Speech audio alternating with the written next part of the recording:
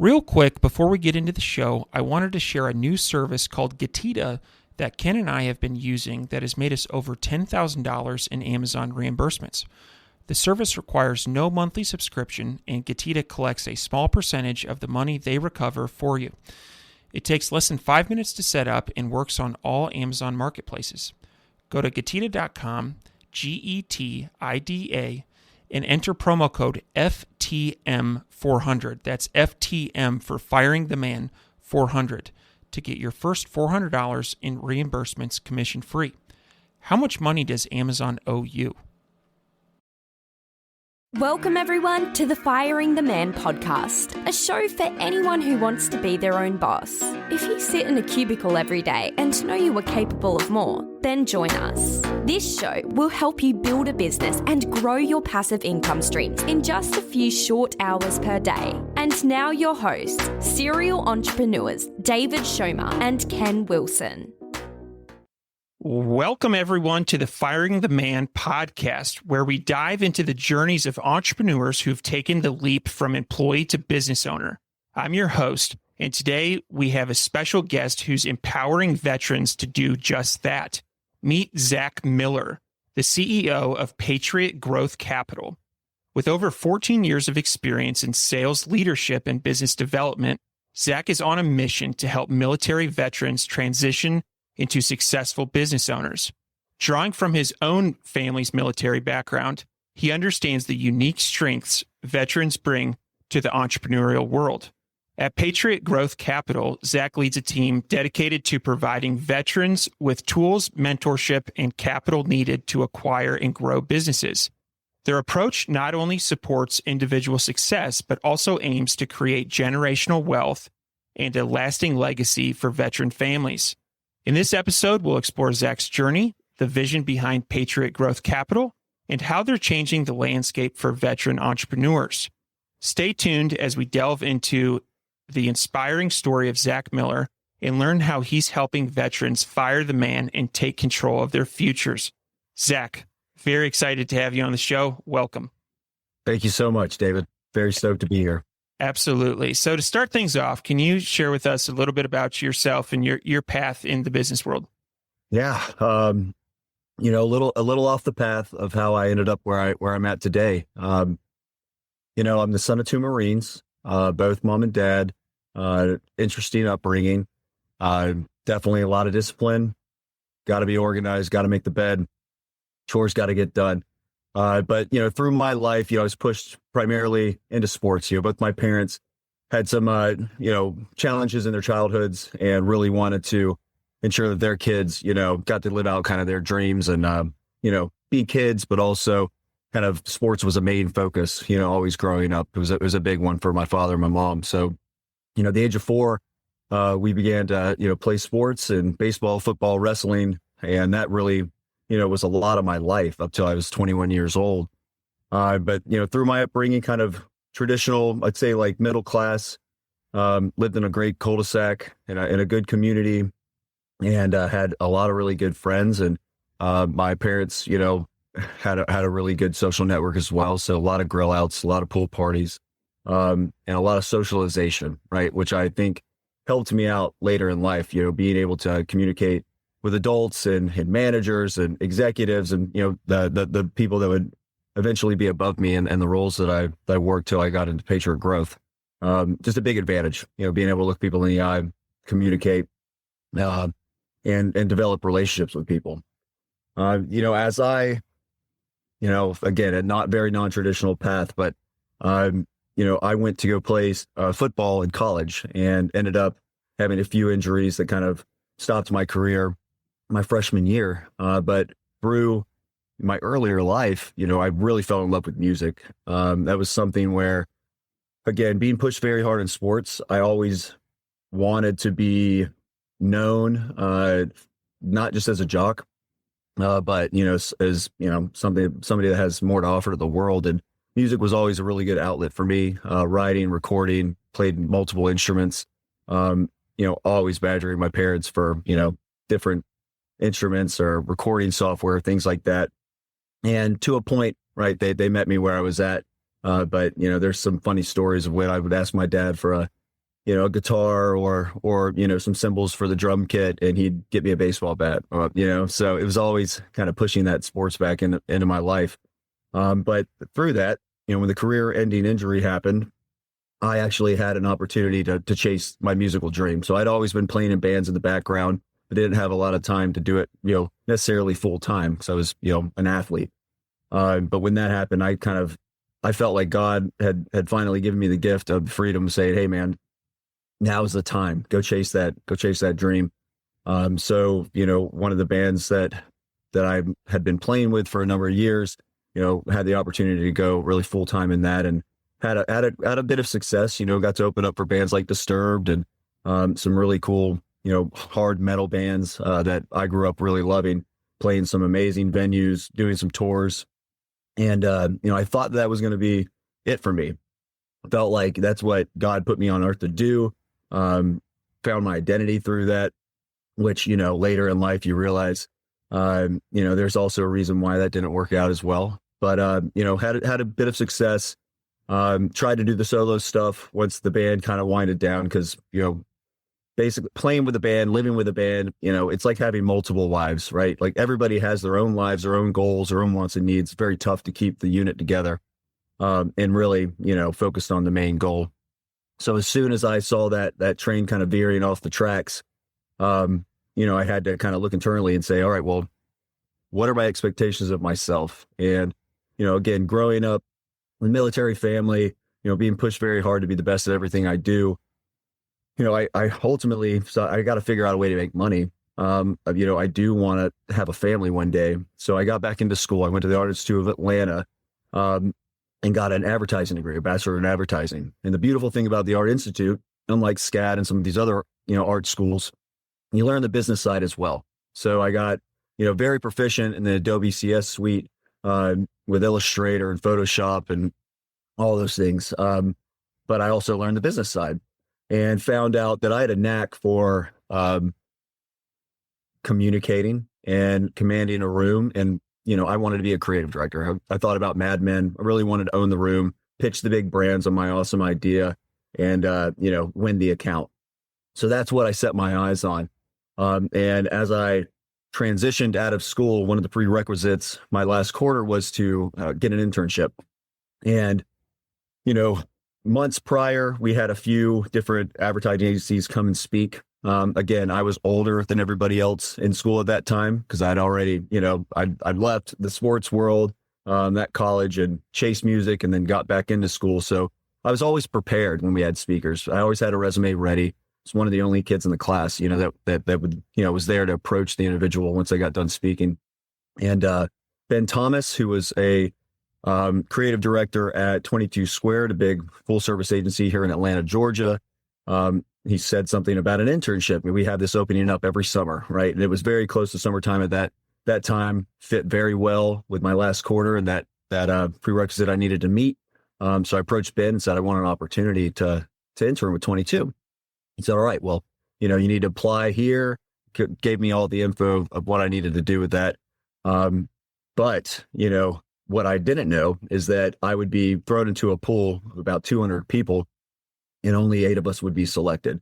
But again, growing up the way I grew up, learning how to be social and, speak to people above me, older than me, I was able to work a room when they brought us all in, all 200 of us, for kind of the open house, section of the internship.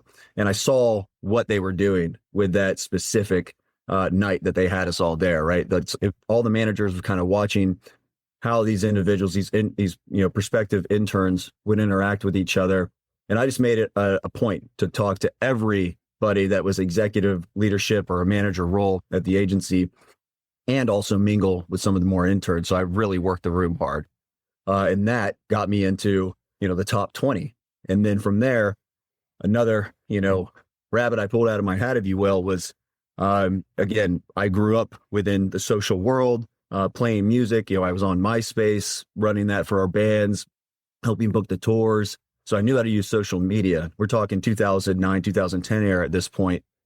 So I quickly found, who would be my managers, who I wanted to intern for at 22. I figured out where they were at on Facebook, Twitter, started kind of stalking them, if you will, and learning what were their hobbies, what were they into. And Justin O, who would be on this team that would eventually manage me, he was selling tickets for a really cool like battle of the bands called Collaboration. I love music. I saw that he was selling tickets for this. He was kind of one of the board of directors for this event, and reached out to him on Facebook, not via email, not just 22 squared, specific communication. But I reached out to him on Facebook and said, Justin, I'd love to grab some tickets, man. Like, can we meet up? Well, he actually, responded directly back to me like within a minute and said, I actually live right where you live. Why don't we meet up and I'll give you the tickets there. So I made sure that we met at a pizza joint called Fellini's, kind of iconic here in Atlanta. And he showed up with Natalie Espinol, who was also going to be on the team that was going to be managing me if I got the internship. So this was a blessing. And what transpired from there was I bought a pitcher of beer. They bought a pitcher of beer. Pitcher of beer. I mean, at the end of it, they're like, you got the internship. You're the guy. So I worked my way to that position. And that was a huge door opener for me, because then I got to work underneath Justin and Natalie, but also Chris Tuff, who's a big name here in Atlanta and has, published multiple books and was a partner at 22 Squared, leading all the social strategy for all the biggest brands that they managed. So in that internship, I got to create all of the social content for Florida's Natural Orange Juice, Buffalo Wild Wings, Payless Shoes. And I got to leverage some really cool technology that was a part of that. Now that became, this is the kind of the second tier of the story where, I was working within Social Bakers and Vitru, which was a social relationship management tool. So think Sprinkler or Hootsuite, any of those platforms you use to schedule your social media. Vitru was actually a Atlanta-based startup. A really good founder and CEO, Reggie Bradford, had stood it up. He was from Anheuser-Busch, was a CMO at WebMD, had a really cool track record. And I found them on YouTube. Once I was using their technology, I got kind of intrigued with it. I found some job listings on YouTube that they were posting. It was just, this is kind of new school stuff. They were being very innovative, where the managers were creating videos of, hey, I run mid-market sales. We're looking for, we're looking to hire, 10 more employees, like reach out. And one of those was Steve Peterman, who eventually became my manager at Vitru. But a very funny story, when I went to go interview with Steve, I was still in school. I was interning at 22, bartending at the Big Catch here in Buckhead. And, he's like, when can you start? And I let him know I've got a few classes. I've got an internship, but, I could work 3 or 4 days a week, work around my schedule. And he laughed at me. He was like, this is a full-time job, Zach. Like, reach out to me when you graduate. So I graduate. I'm still interning. Now I've got an opportunity to come on full-time to 22 Squared. And I get that job offer. But I remember Steve Peterman, because really where I wanted to work, I saw, myself being more of a salesperson, sales leader, and building that throughout my career. So I reached back out to Steve, and said, hey, I've graduated. I'm ready to work. He never responded to me. What happens the following weekend is I'm bartending on a Saturday at the Big Catch. Reggie Bradford, the CEO, comes in with his wife and 5 kids after a soccer match. I hand my towel to my buddy Ben, and I say, I'm taking that table. Do the best job I can do, wait on them, serve them, tell them about the specials, try to blow their mind with how great I am at this service aspect of it. And when they get done to pay the bill, Holly, his wife, takes the kids to the van. Reggie's standing there. And I said, Reggie, you remember me? I interviewed with Steve Peterman. I met you actually, months prior when you were building out the office. And I really want to work with you. I know everything about your competitors. And I just listed it off. I know how to use your work. Like, I know your capabilities. I know the roadmap. And I work with some major brands that use your technology. Holly came back to wonder why Reggie had not paid the bill and gotten in the car, overheard me saying all this stuff, and said, Reggie, give him a job. And Reggie calls Steve Peterman right there, says, make an offer to Zack Miller. I want it in his hands by Monday. On Monday, I got the offer. And that's how I ended up really into this career of sales, right? And that's where I really started. So I worked with Vitru for 3 years. We were acquired by Oracle for $350 million. And then what transpired from there was all the relationships I built prior, mentors and just individuals where I showed up and proved my worth through working really hard. They started opening doors for me. I got a call from Chris Tuff when I was on my way to a call with Mizuno for Bitru, that time Oracle. And, I'm actually in the car with a new hire who's shadowing me. And I put on speakerphone, really thinking that, puffing my chest up. I got Chris Tuff calling me, like he's going to listen to this call.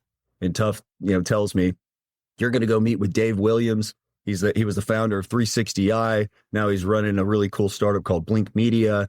They're a preferred market developer. And what that was we were selling Facebook advertising before there was a back end to do it yourself, self-service.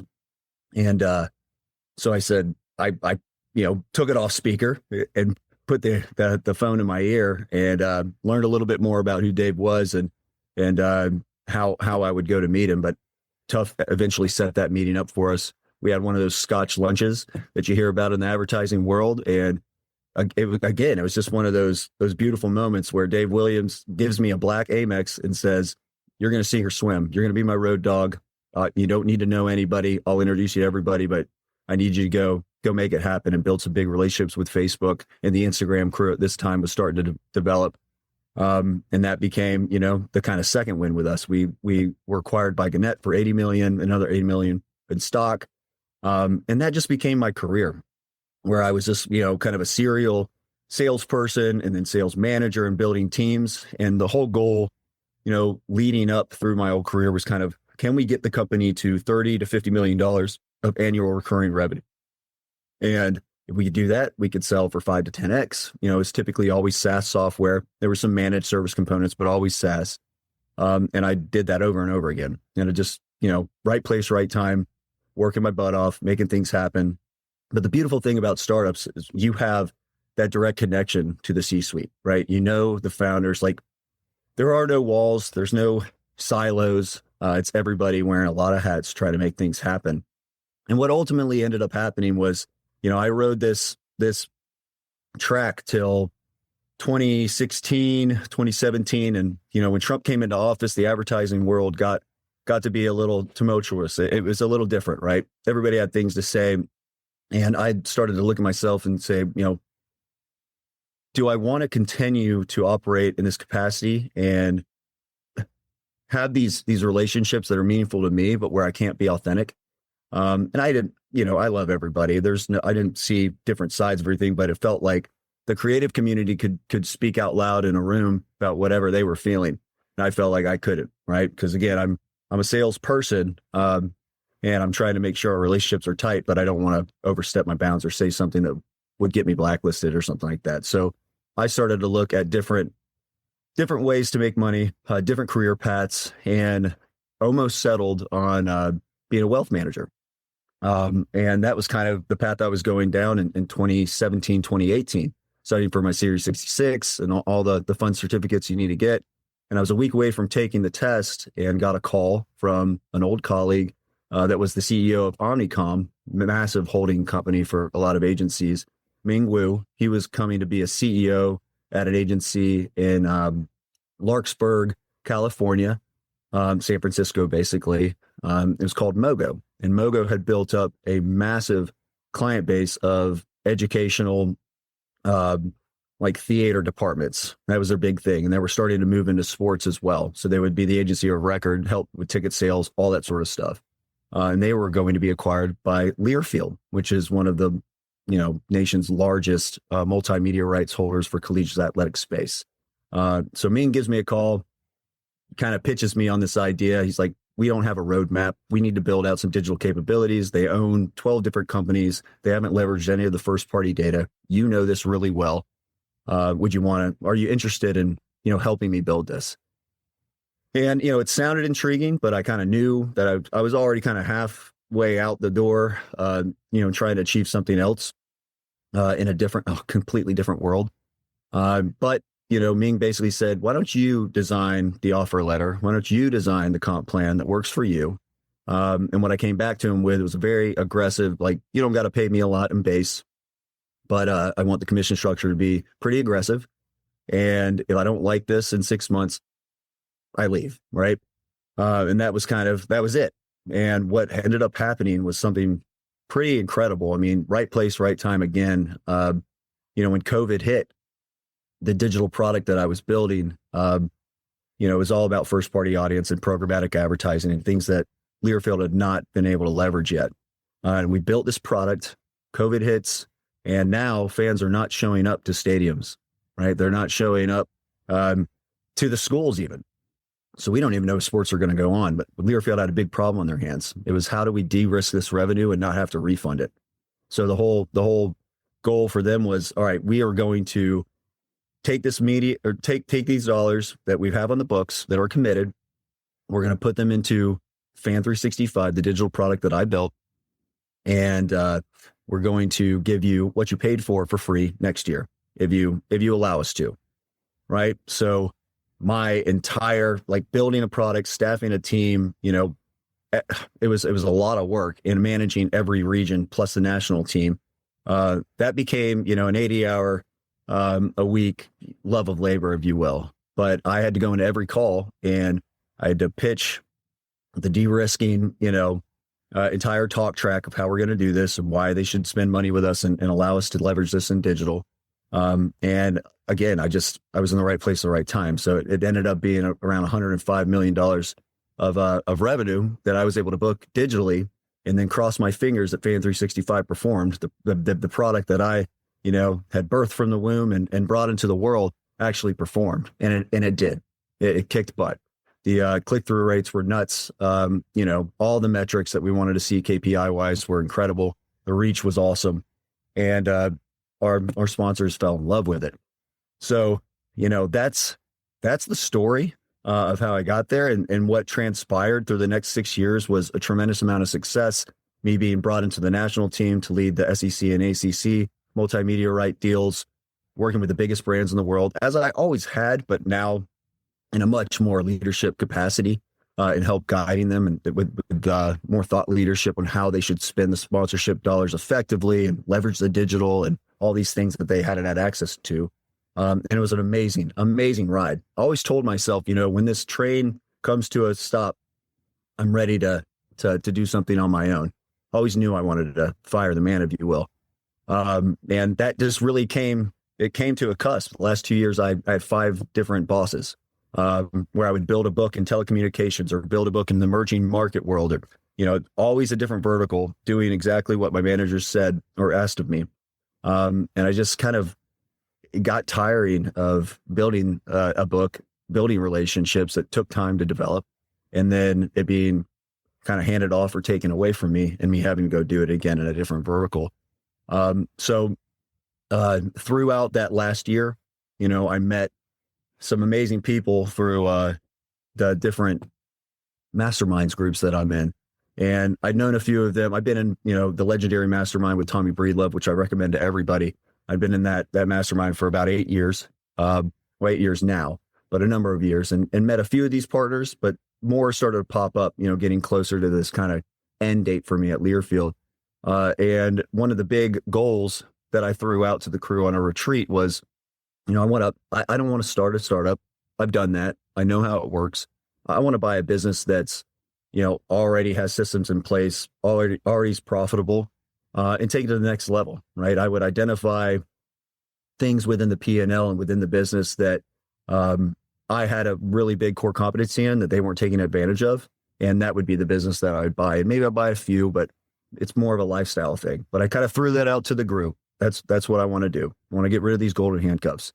When we all got done sharing, my partner now, Jonathan Bates, kind of nudged me. He elbowed me right in the ribs. I remember it.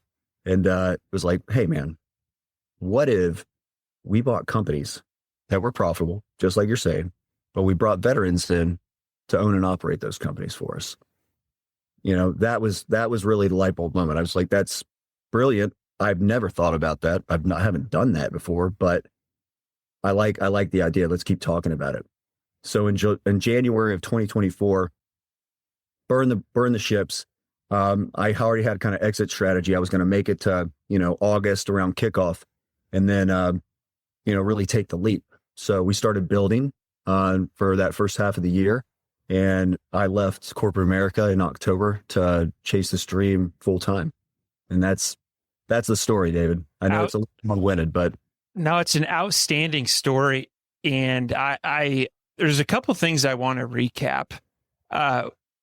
One observation I have is there was a series of pivots, right? You started it as an athlete, and then you went into being in a band. If you were to ask me 7 years ago, prior to starting this podcast, what does starting a band or being an athlete have to do with being successful at business? I would have said nothing. And now today, as I sit here, I would say everything. Simply doing hard things and overcoming obstacles is critical. That is business, right? And so that's observation number one. The other thing that I think people can take away from your story is the common theme of persistence, like not waiting for an opportunity to fall in your lap, but to go, I want that table. This is the compensation plan that I want, and going out and getting it and being aggressive. And so I really, really like that. And I'm really excited to dig into the veteran component and what you're doing at Patriot Growth. But before we do that, I want to dig into the day that you decided, I'm doing it. I'm burning the ships. I'm firing the man. Maybe it was a conversation with your wife. Maybe it was with a mentor, but like, let's go to that day. Because I think there's a lot of people who contemplate that day and they will work 40 years and never execute. And so talk to me about that. You're exactly right. Never executing. I've had a lot of ideas, but I have a lot of URLs I own. I've many of ideas, and I've always looked at it as, okay, time, like how much bandwidth do I have to achieve this with the job that I'm in? And coming from the startup world, right? It's like, well, you can bootstrap for only so long, right? But you're going to have to go raise money. Eventually this thing has to be able to, pay for your monthly expenses, right? And take care of your family.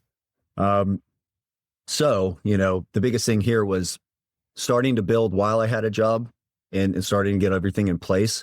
It just started to reemphasize, I was meant to do this, right? It was pushing me in the right direction. You got my mindset in the right direction. I was hungry.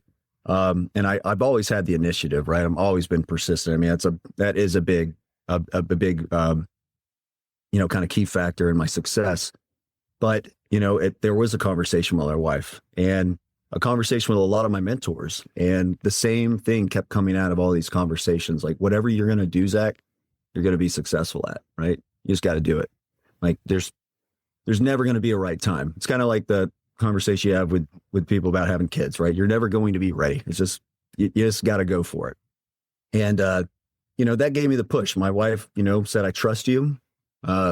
It's a little scary to think about, but I trust you. And again, I'd had enough success where I had a nest egg to be able to take the leap. And for me, it was like, do I have a year's worth of income to be able to do this? And I had everything in place. So that gave me really the resolve to go after it and to not really stress out about it. So I remember talking to my boss. This was actually the boss before I had another boss at the very end, Roy, who was an amazing leader, just a great manager, awesome human being. And, he felt my frustration. He'd seen what was going on. He was kind of getting moved out as well. And, he gave me all the information I needed of what was coming down the pipeline and how they were going to reorg everything and what my next mission was going to be. And I told him plain and simple, like, I'll do it, Roy, but I'm getting tired of this. And he said, I'm getting tired of this as well, Zach, but this is just the way it operates.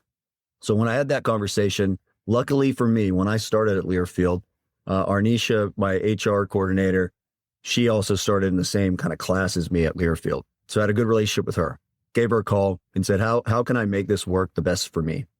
And, she was just honestly very generous with her time and the way that she helped me, but helped me basically put in a notice that would allow me to have my compensation package and make sure that I left the business just as good in a position as I did when I exited.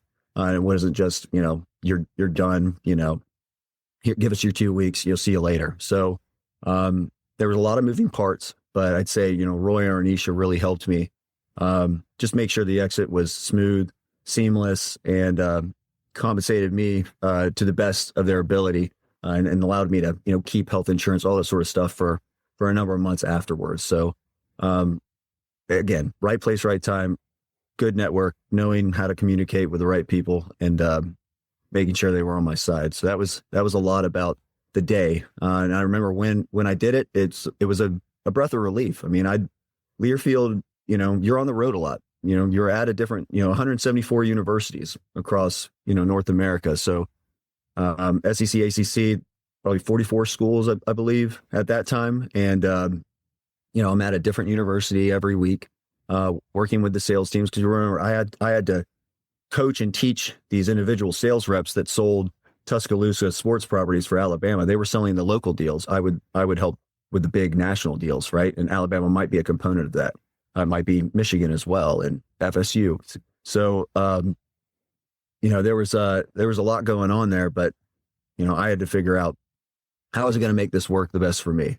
And I was just tired of being on the road. So as soon as I made the choice, got it all put in place, it was a breath of fresh air as soon as I was kind of off the clock with them. Allowed me to be more present for my family. And that's been probably one of the biggest wins, right? Outside of waking up every day fired up because this is kind of mine, right? I'm working with partners that are just as motivated as me. We're going to build something that has true purpose behind it. It's going to impact the right people, the core demographic we're going after.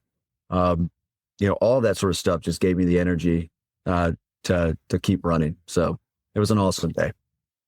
I'll tell you what, for anyone thinking about firing the man, you should go back and listen to that again. There are so many good lessons here, having a plan, getting feedback from mentors, establishing a nest egg. This didn't happen overnight. There was a plan that you executed on. You talked about mindset. I think that's huge, and something that I think a lot of people will blow off as it's not something you could learn in a textbook necessarily. But it's so critically important. And, two other things, a supportive spouse or partner or whatever that may be for you. I've said this a couple times before. If there were two identical twins, one had an MBA and one had a supportive spouse, I would take the one with a supportive spouse. I like that is so critical. The last lesson here is going out and keeping good relationships, not leaving the company in a bad spot, not giving Deborah from accounting the middle finger, even if you may want to. So I really like that. And yeah, great lessons there. So I want to turn the corner and dive into, the intersection of veterans and entrepreneurship and what you have going on at Patriot Growth. So let's start here. You're working with veterans. You grew up with two parents in the military. And so what do you think makes veterans uniquely suited to entrepreneurship and to ultimately being a business owner? Grit and resilience, their ability to learn. I think veterans in general, right? They're open to learning. They're open to being coached. When the bullets are flying, right, it's not them, standing up and being a hero. That's when the training, really sets in, right? And so, they have tremendous integrity. They've got the growth mindset. They've got the initiative. I think that all of those attributes combined, just make them perfect entrepreneurs. Because I think, as an entrepreneur, you're a chief problem solver. Right. End of the day. Right. And you got to go learn what you don't know, and you got to ask for help. You got to figure out where are your resources. Like, you got to find a coach. You got to find somebody, a friend, anybody, a family member that has done something like this before to help you. And it's a lot of learning and a lot of taking from that wisdom and continually to put it in play. That's what I would say to answer that question. Absolutely. Absolutely. No, I think that makes a lot of sense. And you have a unique perspective on it in that you were raised in a family with two veteran parents. And so now one of the things I took note that you said was you were in Tommy Breedlove's mastermind. And when you stood up to present, you said, I want to acquire an existing business. And I think it's an interesting approach. I think a lot of people, when they think about going into business for themselves, they think about starting from scratch. And so, what influenced that opinion of buying an existing business with systems and processes? Well, systems and processes is like top of mind when you just say it like that. But I mean, being in the startup world, when you bring in venture capital, when you build a board, right, you've now hired bosses, right, that kind of lead you in a direction. You dilute yourself in the equity side of it. Existing businesses, especially the ones that, I'm constantly looking for and our team's looking for, they have been profitable for a number of years, right? So they've already got through the growing pains. Another piece to this is, I like I said, I've got a lot of ideas. I got a lot of URLs, a lot of things that I want to do. But you got to, I always look at it as, all right, well, here's my monthly expenses. Like, how am I going to get it, up to that monthly expense, and how quickly will it take? When you're buying an existing business, especially within the buy boxes we're looking for, they already meet that criteria. So, I think them having the systems and processes, them already being profitable for a number of years and scaling, it makes it a great acquisition opportunity, especially when you can identify, holes in the advertising armor of what they have, what they haven't even navigated yet, right? Why are they not using Google Display Network or, putting more money into their social advertising or working with influencers or even NIL? Again, I'm always trying to look for, how can I make this company better? Like I'm not just trying to buy it and live off the money it's putting out today. How do I grow the business? So, I just think, something that's already profitable, you have the ability to take it much farther and scale it to a bigger degree without, having a board of advisors around you, leading you and telling you what they want out of the business, because it's all about returns. It's all about the exit. They're trying to make money as well.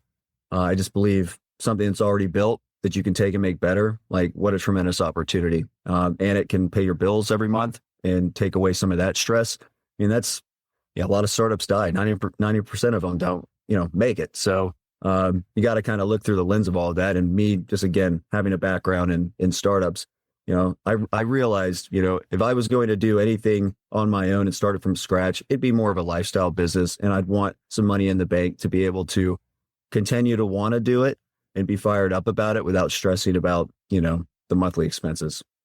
Absolutely. To any of our listeners who are debating this right now, there's a really good book called Buy Then Build by Walker Dybel. He's a broker at Quiet Light Brokerage in St. Louis, actually. And when I read that book, it made a real statistical case for why you are better off buying an existing business. And it was all, I'm a retired CPA. So of course the number side of it appealed to me. And just looking at like the likelihood of success is tremendously higher when you're buying an established business that, has already went 5 years and, 9 out of your 10 competitors have died, but you're buying the survivor. And so I really like that. Another point that you brought up that has not been discussed a whole lot on this podcast, but I think is super relevant, is people will fire the man. They will then start a company. They will accept VC funding. And then they essentially rehire the man. They give themselves a new boss. And I would imagine through all of the different sales positions that you had, like you experienced that. You experienced the wolf at the door from VC. And so, yeah, I really like that. So, talking about buying these businesses, what criteria do you look for when helping veterans evaluate a potential business to acquire? Yeah, I mean, we're looking for businesses that are, cash flowing, EBITDA wise, $1 million to $4 million. It's kind of our sweet spot, right? We want to stay under the radar of the big PE firms, but we also want to find businesses that, again, have a great track record, but can also be scaled and grown, right? Via acquisition or adding a new SKU or, going into a different platform, to advertise. We want the business to be profitable, year over year for a minimum of 3. We love 5. Also want a seller that's motivated to stay within the business for at least 12 months, if not 36.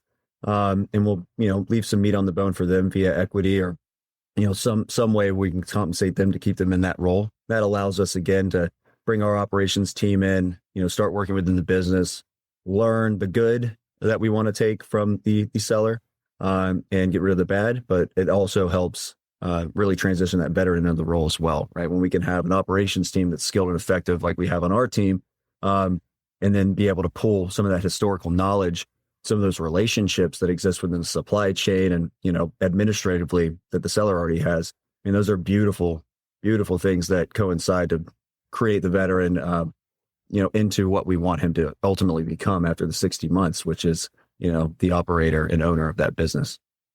I love it. I love it. I have never heard of a private equity model that has essentially created its own MBA program, but not, you're compensated for it and you're learning. You're not learning out of a textbook. You're running an actual business. And so what does that look like from a veteran standpoint? What from day one through that 60-month mark, what are they doing on a day-to-day basis? Yeah, you said something really cool, the MBA model, right? So we call it the PGC Practical MBA, right? This is where, if you're going to Harvard, you're paying hundreds of thousands of dollars for that degree. Then you have access to the network, but you're going into the workforce or creating something on your own. But you've got a great network. That's cool. But what you do here is you come into the PGC, typically month 6 of after we've acquired the business, we're going to pay you a 6-figure salary. We're going to start you in our mailroom, and you're going to learn underneath our operations team. Quarter over quarter, we're going to hand you more responsibility. We're going to have some tests for you, make sure that you're understanding it and you're grasping everything and able to take more responsibility on for the next quarter. But ultimately what happens is within that 5th year, it's this 60-month track. That last year, you're really working on the business. You're pretty much operating the business alongside our operators. But we give you the skills to fish, right? We're not giving you fish. And the beauty I see in this is that, if you want to own and operate the business that you're working in, you don't have to love what we're selling or what we're doing, but if you know the business well, and you're fired up about, making $1 million for your family, that's the sort of position we put you in. But if that's, if let's say, wheelchairs aren't your jam, then, we can also put you in as a serial operator for more companies within our business, or introduce you to some of our corporate partners that work with our nonprofit Advancing Line of Veterans, get you into UPS or Coca-Cola, things like that. So we're going to build a ton of skills within you and a lot of core competencies, and then give you the ability to dictate what does your future look like and how can we support you. So the network, that we have is vast, and got a lot of skilled operations team, financial literacy teams. I mean, it runs the gamut. So if there's something you don't know, there's a hole in your armor in terms of accounting, we've got a mastermind that's in there. We've got an individual that'll help come consult with you and teach you these things. So the way I really see it, David, is, once you're working within our world, if there's a business that you now identify that you want to buy on your own, then we can also hold your hand there and walk you through, the lending process, whether that's SBA or private lending or raise money. We can help you go acquire a business that maybe fits your hobbies or your passions a little bit more. And again, how to do it because you've already been running and operating a company within our portfolio. Absolutely. I love that. I really like that model. And, to our listeners, and there are likely a lot of you that have a business that you would like to sell in the next 1 to 3 years. And you have a couple options. You could go with a strategic buyer. You could go with an aggregator. But what you have going on at PGC is different. And so my final question before we get into the fire round is 2 people that are considering selling. Why does it make sense to reach out to Patriot and see if there's something there? Like what makes Patriot different? Well, it's a great question, David. So there are a lot of things you can invest within that will give you a great return. The beauty about PGC is the legacy component, right?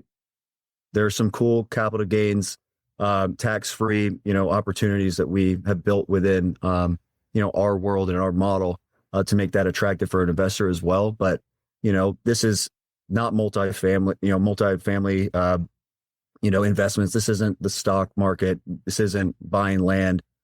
This isn't, creating more veteran entrepreneurs and business owners. There's a crazy stat out there that at any given time, there's about 6.2 million small to medium-sized businesses, and they classify that as $50 million of revenue and below. That only 5% of that 6.2 are owned and operated by a veteran. But those 5% of companies that are owned and operated by a veteran employ over 7 million Americans. So do you care about America? Are you fired up, about the American dream? Like, we're creating that, and the impact you can make by helping us, acquire companies, investing in this, or for sellers that want to, have a lasting legacy for their company. They care about the clients that they've built up over the last 30 years or 5 years.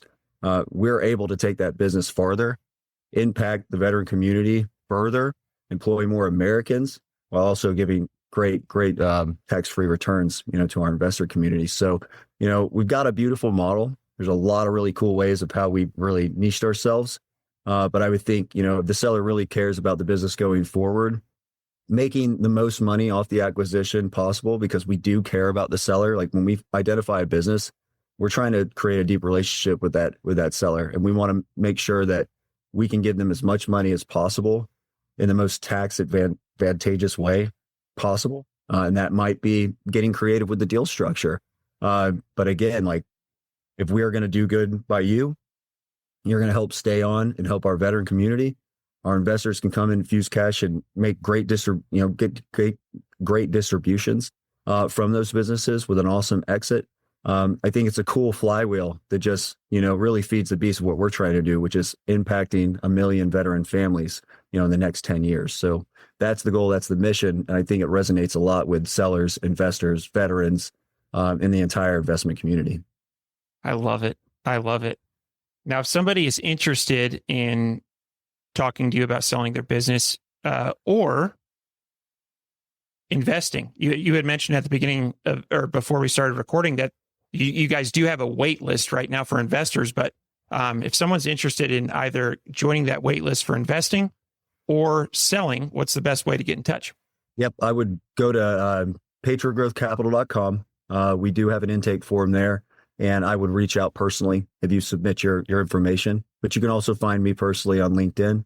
My profile's open, so please reach out with a message. Love to share more about the mission and dive into anything that you're interested in. I think those are two best methods, and always email as well. And happy to provide that, if you want to put that in the thread below, of the video you post. Absolutely. Yep. I'll have the website, LinkedIn, in the show notes to everybody who's driving. So, all right, Zack, this has been a great interview. Before we end, we have something called the fire round. This is 4 questions we ask everybody at the end of the show. Are you ready? Let's go. All right. What's your favorite book? Okay. I love books. So I would have to say the Bible, right? This is number one. But if we're going to go outside of that realm, The War of Art, by Stephen Pressfield. I think it's an amazing book. Absolutely. I second that. That's a great book. All right. Number 2, what are your hobbies? Family first, right? I've got an amazing wife, 2 boys, 4 and 6. They're my world. It's everything that pushes me to be the best I can be.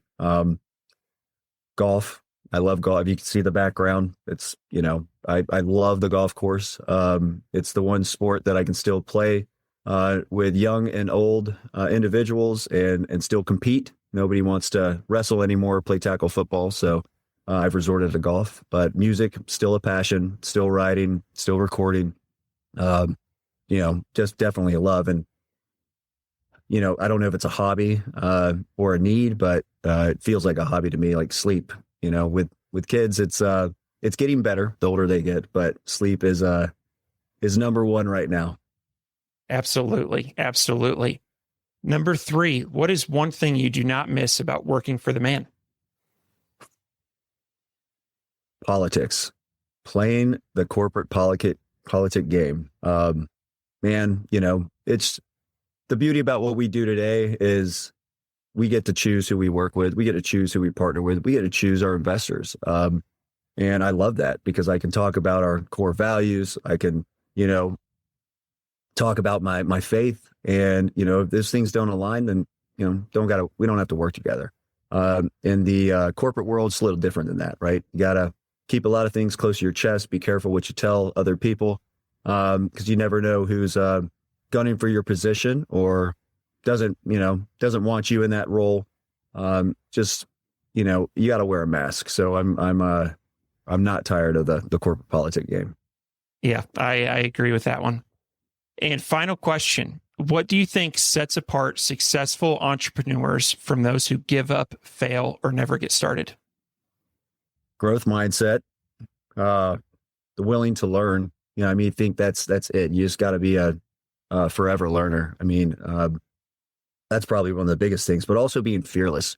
And I think I said, chief problem solver, solving problems. I think, being fearless and solving problems are going to be a big part of this because when you're responsible for everything, right, there's a lot of weight there. It's tough to go to sleep some nights, right? So you got things you might not have followed up on, things you wish you would have said better on this call. Oh, we need to get these things done administratively, or another fire drill, which, is every day. You're constantly trying to put out fires. So I think you're just having that growth mindset, the willingness to learn, being fearless, put your head down and go to work. If you are passionate about it, if there's a purpose behind what you're doing, that should not be tough. But, being an entrepreneur and out on your own will definitely make you sit back, reevaluate. Are you doing this for the right reason? Because, money is one component to this. Like we can all make money, in various ways. Right. But what are you working so hard for? So I think, a lot of those kind of variables come into play, but, being fearless and, solving problems and continuing to learn. That's it, man. That's what it's all about. I love it. I love it. And to wrap up the show, to our listeners, if you're a longtime listener of Firing the Man podcast, you know that last year and the year before I had on a couple of aggregators, and their mission was to deploy $1 billion worth of capital. And if you asked why, they would have responded, well, because that's how much we raised. And I'd like you to contrast that discussion with the discussion that Zack and I just had about raising money. However, using that for good, for impacting veteran families. I absolutely love this concept. I am going to ask you a favor. I'd love to have a couple more members of your team on to learn more about this, but this is the future of private equity. And it's something I can get on board with, Democrat or Republican. We support our veterans here in the U.S., and that's something we all can get behind. So, Zack, this has been an absolute pleasure, and looking forward to staying in touch. Thank you so much for having me, David. I appreciate you, brother. Thank you. Before you go, we wanted to share a new service that Ken and I have been using called Getita that has made us over $10,000 in Amazon reimbursements. The service requires no monthly subscription, and Getita collects a small percentage of the money they recover for you. It takes less than 5 minutes to set up and works on all Amazon marketplaces. Go to Getita.com, Getida.com, and enter promo code FTM400. That's FTM for Firing the Man 400 to get your first $400 in reimbursements commission free. How much money does Amazon owe you?